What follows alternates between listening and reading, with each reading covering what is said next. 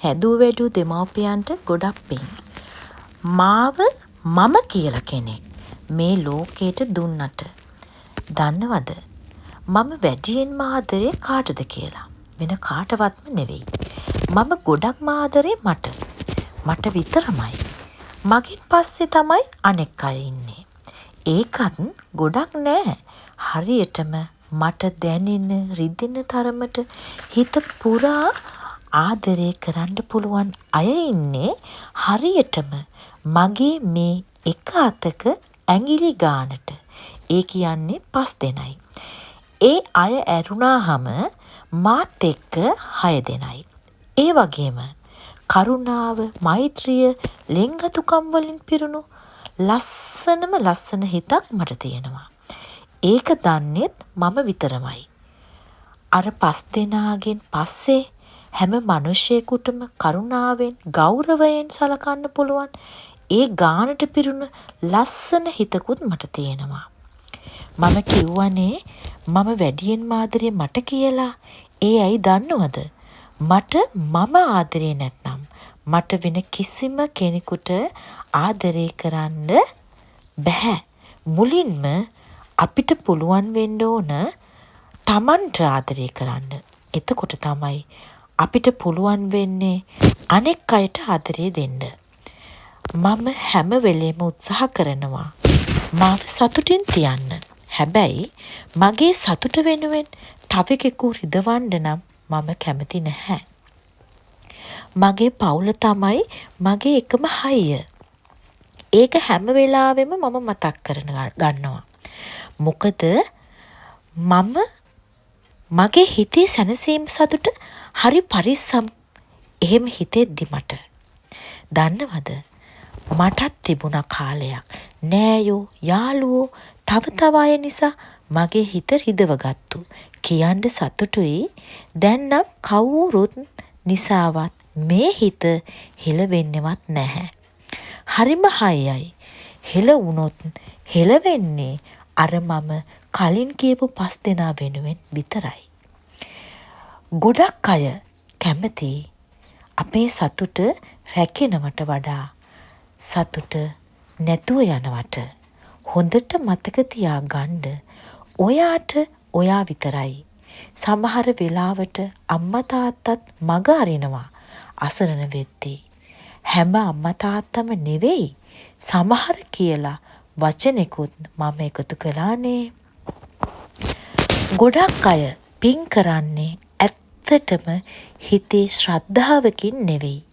අනික් අයට පේන්න, කැපිලා පේන්න තියෙන ආශාවට. ඒත් මම එහෙම කෙනෙක් නෙවෙයි. දකුණතින් දෙනවා නම් ඒ දෙන දේ වමතට නොදෙනෙන්න තමයි මම කරන්න කැමති.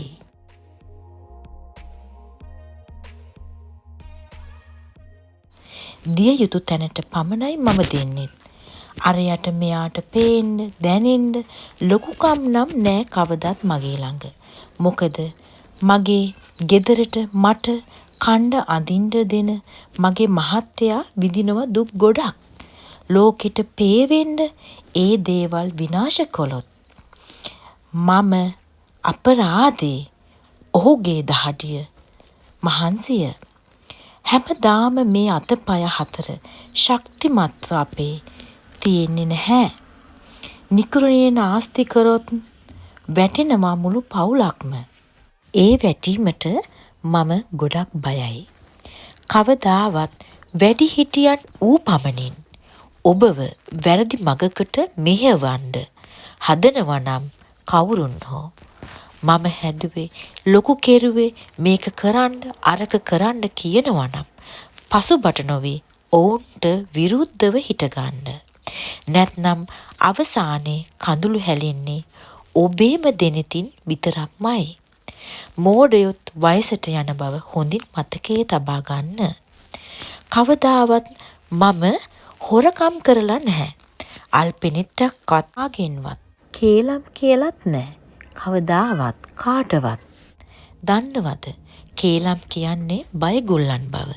මේ වගේ විශ්වාසයෙන් කියන්න පුළුවන් නම් ඔයාට ඔයා තමයි නියම ගැහණිය. කොච්චර පල්ලි පන්සල් වලට ගියත් ඒවට උදව්පකාර කළත් සමහර මිනිසුන්ගේ හිතවල තියෙන කුණු ඉවරයක් වෙන්නේ නැහැ. පල්ලි පන්සල් වලට ගිහිල්ලා කරන්නේ තරඟකාරී දේවල්. අරයට වඩා මම වැඩියෙන් කරනවා, මෙයාට වඩා මම වැඩියෙන් කරනවා. ඒ වගේම තමයි කාට හරි කෙනෙකුට උදව් කරන්නේ. තව කෙනෙකුව රිදෙන්න බලාගෙන. මම තමයි මේ කෙනා වෙනුවෙන් මේ දේ කළේ. ඒත් එයා කළේ නැහැ කියලා අනුන්ට පෙන්වීම තමයි ගොඩක් මිනිසුන්ගේ හිතවල තියෙන අභිමානය. අන්න ඒක හොඳ අභිමානවත් ගතිගුණයක් නෙවෙයි කියලා තමයි මම හිතන්නේ. හම්බ වෙලා තියෙනවද මේ වගේ අය? සමහර අය ඉන්නවා අනුන්ගේ වැරදි එකිනෙක ගලපමින්, හැඩයට කට යවමින්, ඇද කරමින්, එයා මෙහෙමයි, අරයා මෙහෙමයි, කෙරුවා මෙයාට මෙහෙම කෙරුවා, අරයව සලකන්නේ නෑ, මෙයා එක්කත් තරහයි, අරයා එක්කත් තරහයි, අනුන්ව හංවඩු ගහමින් Taman විතරක් හරිම හොඳයි කියලා වැළලෙන්න හදන අය. ඇත්තම කතාව නම් ඒ වගේ මිනිස්සුන්ගේ අතීත කතාව හොයලා බැලුවොත් ගන්නම දෙයක් නැහැ. අර අනුන් ගැන කියපු වැරදි සේරම හරියටම වැඩියෙනුත් එක්ක කරලා තියෙන්නේ එහෙම කියන අය තමයි. ඒ නිසා කවදාවත් ඒ වගේ මෝඩ ගතිගුණ ඇති කෙනෙක් වෙන්න නම් එපා. මගේ හිත ඉස්සර පොඩි දෙයටත් සැලෙනවා. පොඩ්ඩට අඬනවා. ඒ මම හැමෝටම ආදරෙන් සලකන්න ගිය නිසා කියලා දැන් මට හිතෙනවා. රිදෙන කාලේ මගේ හිත උඩ පැන පැන තලපු නරක මිනිසුන් අදටත් මාත් එක්ක කතා කරනවා. ඒත් දැන් මේ ලිමිට් එක මම හොඳට දන්නවා. ගතට වඩා හිත රිදුනම අපි ගොඩක් ශක්තිමත් වෙනවා. හිතෙන් එළියට දාපු කාවත් ආයේ හිත ඇතුළට ගන්න නම් එපා. ඇයි දන්නවද? කවදාවත් එහෙම අයගෙන් ඔයාගේ මුවට හිනාවක් නම් ලැබෙන්නේ නැහැ කවදාවත්. වෙන්නේ ආයෙමත් ඔයාව පරණ තැනටම අරන් යන එකයි. වෙනස් වෙන්න ජීවිතේ ලස්සනට ගෙවන්න. එපා කාටත් පදිරි වෙන්න. ආදරේ දෙන නොදෙන මිනිසුන් වෙන් කර හඳුනා ගන්න. කවුරුත් නැත්නම් තනියම ඉන්න. ඔබ තරම් ඔබට ආදරය කරන කවුරුත් නැහැ මේ ජීවිතේ. ඒකයි ඇත්තම කතාව. ඔබට සැනසීම ලැබෙන අය අතර ජීවත් වෙන්න. එහෙම නැතත් ඔබේ පවුල ඇතුලේ හදාගන්න ලෝකෙට පේන්න බොරු ආටෝප වලින් පුරවගත්තු ජීවිතයට සමුදීලා. හිත සැනසෙන සනසන තැනක නතර වෙන්න. එයයි ජීවිතේ. ඔබට වටිනාකමක් නොදෙන තැනින් ඉක්මනින්ම ඈත් වෙන්න. යමෙක් ඔබව පාලනය කරන්න හදනවා නම්, ඔබේ සතුට ඔබෙන් ඔවුන්ගේ සතුට වෙනුවෙන් හරවා ගන්න හදනවා නම්, ඔබට ලැබිය යුතු දෙයක්වත් නොදී ඔබව අසරණ කරනවා නම්, නොකියාම එවැනි මිනිසුන්ගෙන් ඈත් වෙන්න. ඔබ වටිනා කෙනෙක්. තව කෙනෙකුගේ සතුට වෙනුවෙන් ඔබ ඔබේ සතුට කවදාවත් මගහැර ගන්න එපා. ඒ අය ඔබේ පිටුපසින් තබා ගන්න. ඉස්සරහට ගන්න නම් එපා. ඔබ කළ යුතු දේ ඔබ කරන්න. තවෙකෙකු කළ යුතු දේ අන කරනවා නම් එපා කරන්න. කවුරුත් කියන පලියට බැරි දේවල් අමාරුවෙන් එපා කරන්න. ඒකෙන් වෙන්නේ හරියට ඔබේ සතුට සැනසීම ඔබ කාට හරි උගස් කරලා ඔබ විඳවනවා වගේ වැඩක්. ඔබ ඔබට වටින කෙනෙක්. වැඩිහිටියෙක් ඌදා සිට ඔබේ අම්මා තාත්තා නිසාවත් ඔබ ඔබව අසරණ කරවන්න එපා. ඔබ කෙලින් නිරවුල් මනසකින් සතුටින් හිටියොත් විතරයි ඔවුන්වත් සතුටින් ඔබට තියන්න පුළුවන් වෙන්නේ. මේ ජීවිතේ දුකක් කියන අයට කියන්න තියෙන්නේ ජීවිතේ දුකක් නැහැ. ඒ ජීවිතේ දුකක් කරගන්නේ අපිමයි. අපි වෙනුවෙන්, අපේ සතුට වෙනුවෙන් පොඩ්ඩක් විතර හරි හිතුවක්කාර වුණාට කමක් නෑ. මොකද සතුට පිරුණ තැන තමයි හරියටම ජීවිතේ තියෙන්නේ. අන්න එතනයි ජීවිතේ. අන්න ඒකයි ජීවිතේ. නැති බැරි වෙලාවේදී ගොඩක් මිනිස්සු කෑවද කියලවත් අහපු නැති මිනිස්සු. පුළුවන් වෙලාවෙදී දියුණුවෙන් දියුණුවට පත්වුණු වෙලාවට යුතුයකම් ගැන කතා කරයි. ඒ යුතුයකම මේ යුතුයකම කළේ නෑ කියලා. ඔබ ඔබෙන්ම අහලා බලන්න. ඒ අය ඔබට බැරි වෙලාවේදී ඔවුන් විසින් ඔබ වෙත දෙන්න ඕන යුතුයකම කළාද? නැහැ. ගොඩක් වෙලාවට නැහැ. එහෙනම් එහෙම අයගේ යුතුයකම් ගැන ඔවුන් කියන වදන් ගැන වැඩි හිතන්න යන්න එපා. ඔබ කළ යුතු දේ ඔබේ මනසින් කල්පනා කරලා හරි දේ හරි විදියට කරන්න. කාටත් ඕන විදියට දුප්පත් මානසිකත්වයකින් පෙළෙන එවැනි මිනිසුන්ට අනුකම්පා කරමින් ඔබේ ගමන ඔබ පාඩුවේ යන්න. ඔබට ආරාධනා නොකරන කිසිම උත්සවයකට සහභාගී වන්න එපා.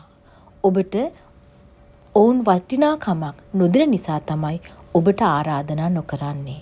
සමහර දේවල් තියෙනවා ඔබට කියන්න ඕන දේවල්. යුතුයකම් වගේ දේවල්. ඒ දේවල් කවුරුන් හෝ මග හරිමින් ඔබව ගණන් නොගෙන ඔවුන්ගේ ගමන ඔවුන් යනවනම් ඔවුන්ට යන්න දෙන්න. ඔබ පස්සෙන් නිලවා ගොස් ඒ ගැන විමසීමට තුලින් වෙන්නේ ඔබගේ අභිමානය ඔබම නැති කර ගැනීමයි. ඒකයි ජීවිතේ යථාර්ථය සහ ඔබේ සතුටට හැඳින එකම තැන. මගේ සතුට මේ විදිහට මම අත්විඳිනවා. මේ විදිහට මම ජීවත් වෙන නිසා වෙන්න ඇති කියලා මම හිතනවා. කාට හරි මං කියන මේ දේවල් වලින් ගන්න දෙයක් නැතිව මම වැරදි කියලා දැනෙනවා නම් අනිවාර්යෙන් ඒ ගැනත් මට කමෙන්ට් එකක් දෙන්න. එතකොට මට පුළුවන් මට වැරදුණු තැන හදාගන්න. හැම දිනාටම තමන්ට ආදරය කරන්න පුළුවන් හිතක් වගේම ලස්සන වූ ජීවිතයක් උරුම වෙන්න ඕන කියලා මම හදවතින්ම ප්‍රාර්ථනා කරනවා. කිසිවෙකුගේ සිතක් රිදවීමේ බලාපොරොත්තුවෙන් මේ නිර්මාණය මා නොකළෙමි. කාට හරි හිත රිදුණා නම් සමා වෙන්න. මේ වීඩියෝ එකෙන් ගන්න දෙයක් තියෙනම් ඔබ අරගන්න. ඔබේ ජීවිතය ලස්සන කරගන්න. සුබ දවසක්.